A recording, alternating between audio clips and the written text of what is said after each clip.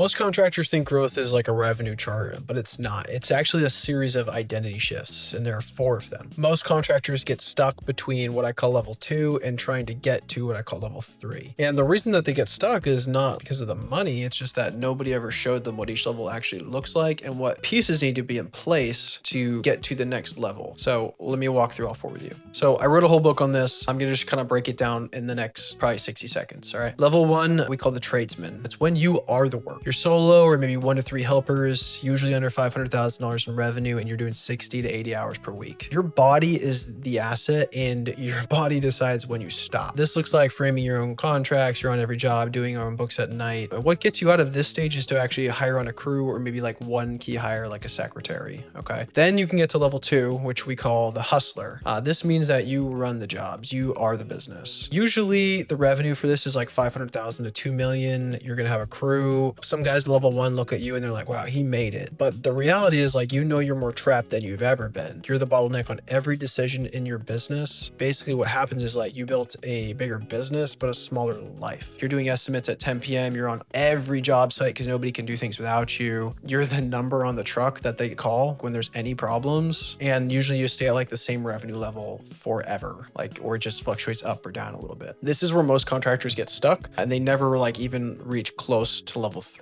Now, level 3, we call the CEO. This means that you run the company. And there's a big difference there. Usually this is 2 million to about 7 million in revenue. You have a leadership layer in the business. You don't actually run the jobs yourself. Like you have a foreman, you have project managers, you have people in place to do that. This is where you can start working less and still make more money, like 40 hours a week, sometimes 50. You can pay yourself 300K a year. Some trades you can pay yourself upwards of $1 million. And the business runs because of systems and people, not because of you personally being, great at the work that happens. You have to show up to make decisions still. Like you're not like completely out of the business at this level, but you usually don't have to do the work. You usually have people to handle most smaller decisions underneath you. Like you don't have to handle every customer complaint and whatnot. And you have people whose entire job is what used to be your job at level 1 and 2. And then we have level 4. This is the owner. Like you own the business. You're a business owner. You are not in the business at all. This is usually like $7 million